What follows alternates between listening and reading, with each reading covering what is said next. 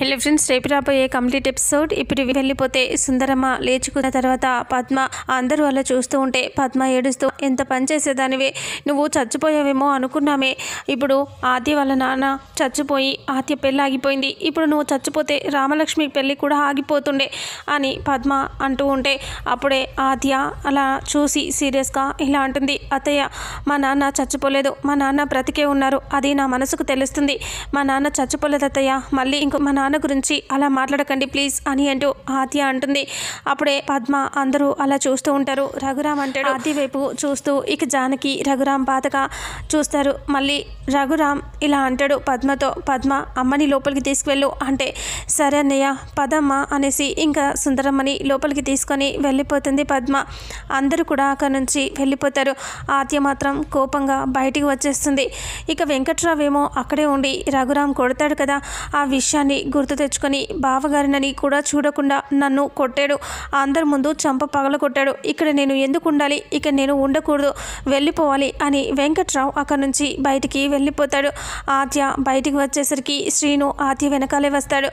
ఆద్య phone తీసుకొని చూస్తూ ఉంటే శ్రీను వెంట వచ్చి ఇలా అంటాడు, ఆద్య అని అంటే ఏంటి అని సీరియస్గా అంటే, అది ఇందాక జరిగింది కదా ఆ ఇన్సిడెంట్, అదే అమ్మమ్మ చచ్చిపోయిందనుకొని తను బ్రతికే ఉంది, అలాగే మీ నాన్న కూడా చచ్చిపోయాడు అని అంటున్నారు, కానీ ఏం చావలేదు, సేమ్ ఇప్పుడు అమ్మమ్మకు జరిగినట్టుగానే మనం పొరపాటు పడ్డాం కదా చనిపోయిందని, అలాగే మీ నాన్న విషయంలో కూడా అలాగే పొరపాటు పడి అలా అనుకుంటున్నాం అంతే, మీ నాన్న ఎక్కడో చోట బ్రతికే ఉంటాడు అంటే, నువ్వు నోరు మొయ్యి, నా దగ్గరికి రావద్దు నువ్వు అని ఆద్య అంటే, అదేంటి ఆద్య అలా మాట్లాడతావు అంటే, ఇంకెలా మాట్లాడాలి, నువ్వే కదా మా నాన్నని నీళ్ళలోకి తోసేస్తూ ఉన్నప్పుడు నేను కదా చూశాను, నా కళ్ళతో చూశాను అంటే, అయ్యో ఆద్య అది నిజం కాదు అంటే, ఇంకేమీ నువ్వు మాట్లాడొద్దు అని చెప్పి ఆద్య ఫోన్ తీసుకొని ఫోన్ చేస్తుంది సిఐకి. ఫోన్ చేస్తే ఇక అప్పుడే పోలీస్ ఆఫీసర్ ఫోన్ లిఫ్ట్ చేసి హలో అని అంటే, సార్ ఎస్ఐ సిఐ సార్, ఏంటి సార్ మీరు ఇంకా మా నాన్నగారి గురించి ఇంకా విషయమే చెప్పలేదు, ఏం జరిగింది సార్, మా నాన్నగారి గురించి ఏమైనా తెలిసిందా అంటే, లేదమ్మా ఇంకా తెలియలేదు, అయినా ఈ వివరాలన్నీ నేను చెప్తానని చెప్పాను కదా అంటే, నేను ఫోన్ చేస్తే కానీ మళ్ళీ ఇప్పటిదాకా మీరు ఫోన్ చేయలేదు కదా, అందుకనే చేశాను నేను అని అంటూ అనేసరికి ఇక అప్పుడే ఇలా అంటుంది, ఇలా అంటాడు, లేదమ్మా రఘురామ్ గారికి కూడా నాకు కాల్ చేస్తే చెప్పాను, ఇదే విషయం చెప్పాను, అందుకని ఇంకా చెప్పలేకపోయాను, ఆయనతో చెప్పాను కదా అని మీతో చెప్పలేదు, ఏ విషయం తెలిసినా మీ నాన్నగారి గురించి నేను వెంటనే బయట పెడతాను, మీతో చెప్తానమ్మా అంటే, సరే అని చెప్పేసి ఆద్య ఫోన్ పెట్టేస్తుంది. శ్రీను గుండె మీద చేయి పెట్టుకొని, అమ్మో సిఐ ఎస్ఐ వాళ్ళతో మాట్లాడుతుంది, అమ్మో చాలా డేంజర్ ఆద్య అన్నట్టుగా అలా చూస్తూ ఉంటాడు, మనసులో బాధపడుతూ ఇంకా టెన్షన్ పడుతూ ఉంటాడు. ఆద్య ఏమన్నారు అని అంటే, ఏమంటే నీకేంటి, అసలు నువ్వు ఎందుకు వస్తావు, నా దగ్గరికి రావద్దు అని అంటే, అదేంటి ఆద్య అలా మాట్లాడుతావు, మీ నాన్నగారు బ్రతికుండి ఎక్కడో ఒక చోట హాయిగా బ్రతికున్నారని తెలిస్తే నాకు కూడా మనశ్శాంతిగా ఉంటుంది, అంతేకాదు ఎక్కడో ఒక చోట కాదు, నీకు బ్రతికున్నాడని తెలియాలి, ఆయన బ్రతికి వచ్చిన తర్వాత కానీ నా గురించి అసలు నిజం నీకు తెలియదు, ఇప్పుడు నేనే చంపాను నేనే కొను అనుకుంటున్నావు నువ్వు, కానీ నేను ఇదంతా చేయలేదని నీకు ఎంత చెప్పినా నువ్వు నమ్మట్లేదు, మీ నాన్న బ్రతికొస్తే అయినా ఆ నిజం బయటపడుతుంది కదా, అదే నా బాధ అంతా, అప్పుడు నేను తప్పు చేయలేదని నువ్వు తెలుసుకో అని శ్రీను అంటూ ఉంటాడు. ఆద్య ఆలోచిస్తూ సీరియస్గా చూస్తూ అక్కడి నుంచి వెళ్ళిపోతుంది. అప్పుడే పద్మ అక్కడికి వస్తుంది. ఏంటమ్మా ఏమైంది అంటే, ఇంకా ఏం కావాలిరా, మీ నాన్న ఇంకా ఇక్కడికి రాలేదు అంటే, నాన్న రాలేదా, నాన్న రాకపోవటం ఏంటమ్మా అంటే, నాన్న ఇంకా రాలేదురా అని అంటూ కంగారుగా చూస్తూ ఉంటే, ఎక్కడికి పోతాడులేమ్మా వస్తాడు అంటే, మీ నాన్నని మీ మావయ్య కొట్టాడురా అంటే, ఏం మాట్లాడుతున్నావమ్మా, మావయ్య కొట్టడం ఏంటి, అయినా మావయ్య కొట్టినా నాన్నేమైనా పట్టించుకుంటారా ఏంటి, ఏం పట్టించుకోరలే అని అంటూ ఉంటే, ఇంకా మీ నాన్న నిజంగా ఫీల్ అయినట్టున్నారా, ఆయన ఒక పని చెప్తే ఒక పని చేశాడు, అమాయకుడు కదా, ఆయనకి తెలియక అలా చేశారు అని అంటూ చెప్తూ ఉంటే, ఇంకా అప్పుడే సరేలేమ్మా ఏం కాదు నాన్న వస్తారు అని అంటూ ఉంటే, ఇక వెంకట్రావు తాగి వస్తూ ఉంటాడు. ఇక ఇక్కడేమో శౌర్య వాళ్ళ ఇంటికి అస్మిత వచ్చేస్తుంది. ఇంట్లోకి వస్తూ ఎడమ కాలు లోపల పెడదామనుకొని, ఇదేంటి నేను ఎడమ కాలు లోపల పెట్టబోతున్నాను, లేదు నేను కుడికాలు పెట్టాలి, ఇది నాకు కాబోయే అత్తగారిల్లు, అందుకనే నేను కుడికాలు ముందు పెట్టి పోవాలి అనేసి రైట్ లెగ్ ముందు పెట్టి లోపలికి వచ్చేస్తుంది ఇంట్లోకి.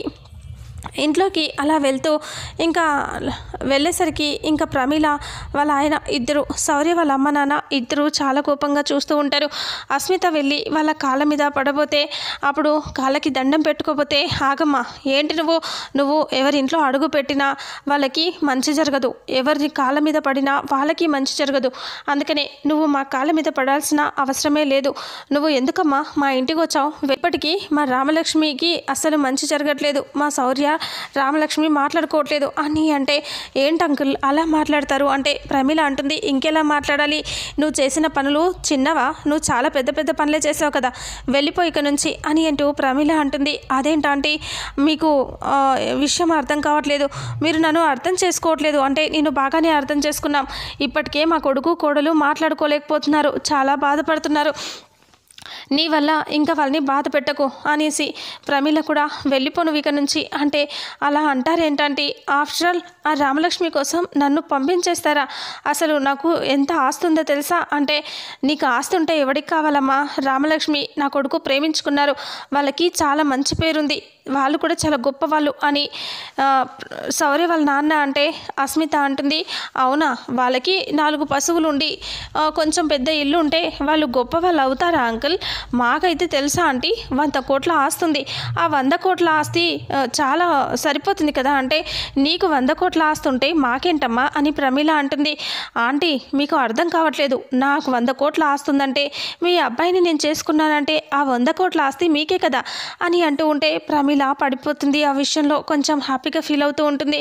ఇక ప్రమీల అలా నవ్వుతూ హ్యాపీగా ఉండటం చూసి అస్మిత అంటుంది, ఇంకా రెచ్చగొడుతూ చెప్తూ ఉంటుంది, అవునంటీ ఆస్తి మొత్తం మీదే అవుతుంది, మీ ఇంటికి నేను వచ్చేస్తే ఆస్తి మొత్తం నాదే, ఉన్న ఒక్కదాన్ని ఒక కూతుర్ని కదా అంటే, ఇంకా ప్రమీల హ్యాపీగా చూస్తూ ఉంటుంది. అయినా సరే నువ్వు వెళ్ళిపోమా ఇక నుంచి అని అంటూ శౌర్య వాళ్ళ నాన్న అంటే, మీరు ఆగండి అని ప్రమీల అంటూ, ఇదిగో నీకు చూడమ్మా శౌర్య కావాలా అంటే, అవునంటీ శౌర్య గారు కావాలి నాకు అని అంటే, అక్కడ గదిలో ఉన్నాడు వెళ్ళమ్మా అంటే అలా వెళ్ళిపోతుంది.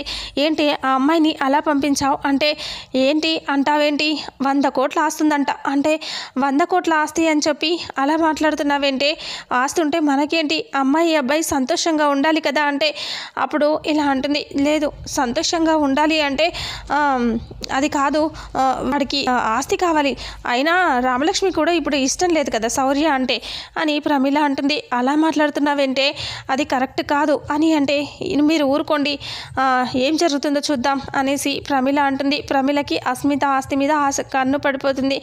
అలా మాట్లాడుతుంది. ఇక శౌర్య లోపల ఉంటాడు కదా, శౌర్య ఇంట్లో ఉండగా అస్మిత లోపలికి వెళ్తే అస్మితను చూసి కోపంగా శౌర్య, మళ్ళీ ఏంటి ఎందుకు వచ్చావు అని సీరియస్గా అడిగితే అస్మిత, అదేంటి సార్ అలా మాట్లాడతారు, మీకోసం ఇంత దూరం కష్టపడి వస్తే మీరు మాట్లాడితే ఇలాగనా అని అంటే, అసలు ఎందుకు వచ్చావు చెప్పు, నువ్వు ఎందుకు ఇక్కడికి వచ్చావు, నేను ఎవరు రమ్మని చెప్పాడు, వెళ్ళిపో ఇక్కడ నుంచి అని అంటూ ఉంటే, ఇప్పటికే నీ వల్ల రామలక్ష్మి నాతో మాట్లాడట్లేదు, అసలు రేపు పెళ్ళి ఉంది, పెళ్ళి జరుగుతుందా లేదా అని కంగారుగా నేను ఉంటే మళ్ళీ ఎందుకు తగలడ్డావు, పోయి ఇక్కడి నుంచి అంటే, అయితే రామలక్ష్మి మీతో మాట్లాడట్లేదని బాధపడుతున్నారా అంటే, మొత్తం ఉన్న నమ్మకం అంతా పోగొట్టేశావు కదా, ఇంకెలా మాట్లాడుతుంది అంటే, ఆ నమ్మకంకి కాల్ చేస్తాను ఉండండి అని ఫోన్ చేస్తూ ఉంటే, ఏ అస్మిత ఎవరికి చేస్తున్నావు ఫోన్ అని శౌర్య అంటూ ఉంటే, మీ నమ్మకం పోయింది కదా సార్, ఆవిడకే ఫోన్ చేస్తున్నాను అని అంటూ అస్మిత రామలక్ష్మికి ఫోన్ చేస్తుంది. ఇక రామలక్ష్మి ఫోన్ లిఫ్ట్ చేస్తుంది.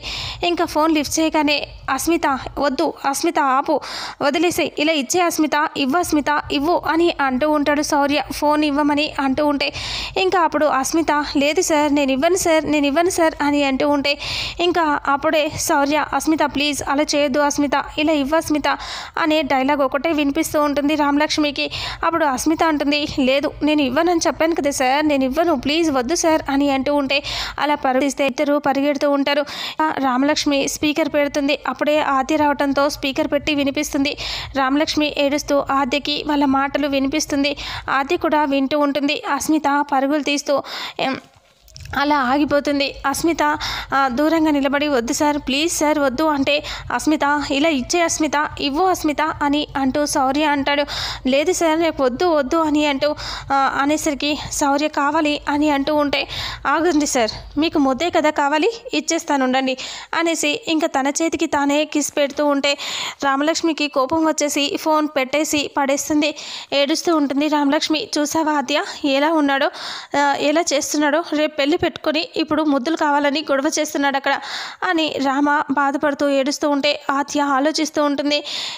ఇక్కడేమో అస్మిత అలా చేసేసరికి శౌర్య అస్మిత అలా చేస్తూ ఉందని చెప్పి రాములతో చెప్పడానికి, రామ అది నిజం కాదు, తన చేయికి తానే ముద్దు పెట్టుకొని అలా చేస్తూ ఉంది రామ, నువ్వు నమ్మొద్దు అని శౌర్య అరుస్తూ ఉంటే ఇంకా రామ ఫోన్ పెట్టేసిందని అస్మిత చెప్తుంది. ఇంకెక్కడి రామ సార్, ఆల్రెడీ ఫోన్ ఎప్పుడో పెట్టేసింది, తను మనం ముద్దు పెట్టుకున్న దగ్గరే ఆగిపోయింది. ఎవరైనా ముద్దు పెట్టుకుంటున్నారని తెలిస్తే ఎలా ఊరుకుంటుంది, ఫోన్ పెట్టేసింది. అయినా ఏంటి సార్ మీరు తన గురించి ఆలోచిస్తున్నారు, మీరు చూడండి తన కోసం ఎంత ఆలోచిస్తున్నారు, మీకు ఎంత నమ్మకం ఉంది రామలక్ష్మి అంటే, కానీ తనకి మాత్రం మీరంటే నమ్మకమే లేదు, కనీసం ప్రేమే లేదు.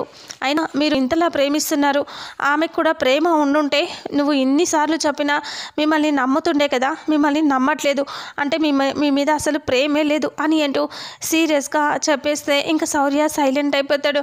నిజం సార్ నేను చెప్పేది మీరు నమ్మండి, రామలక్ష్మికి ప్రేమ ఉంటే మీరు ఇలా బాధపడుతూ ఇంత చెప్పినా నమ్మకుండా ఎలా ఉంటుంది, తను ప్రేమించట్లేదు కాబట్టి నమ్మకం లేదు, తనకి ఇంకా మెచ్యూర్ మైండ్ రాలేదు అని అంటూ అస్మిత అంటుంది. అదే నేను చూడండి మీరు ఎంత వద్దని చెప్పినా చీ కొట్టినా మీ వెంట పడుతున్నాను, రామలక్ష్మినేమో మిమ్మల్ని చీ కొడుతుంది, మీరేమో నన్ను చీ కొడుతున్నారు, అయినా నేను మీ వెంట పడుతున్నాను కదా, మిమ్మల్ని నేను అర్థం చేసుకుంటాను, కానీ రామలక్ష్మి మిమ్మల్ని అర్థం చేసుకోదు సార్, నా గురించి మీరు ఆలోచించండి అని అస్మిత వెళ్ళిపోతే శౌర్య సైలెంట్ అయిపోయి నిజంగా ఆలోచిస్తూ ఉంటాడు. ఇక రామలక్ష్మి ఇక్కడ ఏడుస్తూ బాధపడుతూ ఉంటుంది. ఇక వెంకట్రావు కోసం శ్రీను అలాగే పద్మ ఇద్దరు వెయిట్ చేస్తూ, పదమ్మ మా నాన్న అతనే వచ్చేస్తాడు అని శ్రీను అంటూ ఉంటే అప్పుడే వెంకట్రావు పాట పాడుతూ తూలుతూ వస్తూ ఉంటాడు. అది చూసి పద్మ అంటుంది, అదిగో మీ నాన్న వచ్చేస్తున్నారు చూడు అంటే, సరే అని ఇద్దరు అలా చూస్తూ ఉండగానే ఇంకా వెంకట్రావు అలా కింద పడబోతే పట్టుకుంటాడు సీను. నాన్న ఏం నాన్న ఈ ఇంట్లో పెళ్లి పెట్టుకొని ఇప్పుడు ఇలా తాగొచ్చావేం నాన్న అని అంటూ ఉంటే, రే నాన్న నేను తాగొచ్చాను రా, బాధతో తాగొచ్చాను రా అంటే, ఏంటయ్యా నువ్వెందుకు ఇలా చేసావు, పద తిందుకని అనేసి అంటే, ఒసే ఎంత మాట అన్నావే, నన్ను తినమని చెప్తావా నువ్వు అని తిడుతూ ఉంటాడు. ఏంటి అలా చేస్తున్నారేంటి మీరు అని అంటూ పద్మ అంటే, ఇలాగే చేస్తానే నేను, నన్ను ఎంత బాధ పెట్టారే, నన్ను కొడతాడా మీ అన్నయ్య, ఇంటి అల్లున్నని చూడకుండా బావనని చూడకుండా నన్ను కొడతాడా అని అంటూ అరుస్తూ ఉంటే, నాన్న నువ్వు ఎప్పుడు ఫీల్ అవ్వవు కదా, ఎందుకు నువ్వు పట్టించుకున్నావు అంటే, లేదురా ఇల్లరికం అనేది రాకూడదు, ఇల్లరికం అంటేనే విలువ లేకుండా పోయింది, అసలు నేను చాలా పెద్ద తప్పు చేశాను అని అంటూ ఇలా చెప్తూ ఉంటాడు. ఇక శ్రీను అలా చూస్తూ ఉంటాడు. ఇక ఇంతటితో రేపు రాబోయే ఎపిసోడ్ ఎండ్ అవుతుంది. మరుసటి ఎపిసోడ్లో ఏం జరుగుతుందో తెలుసుకుందాం. వీడియోని చూసిన ప్రతి ఒక్కరూ వీడియోని లైక్ చేయండి, షేర్ చేయండి, కామెంట్ చేయండి. అలాగే మన ఛానల్లో మరిన్ని అప్డేట్స్ కోసం ఛానల్ని సబ్స్క్రైబ్ చేసుకోండి. Thank you so much.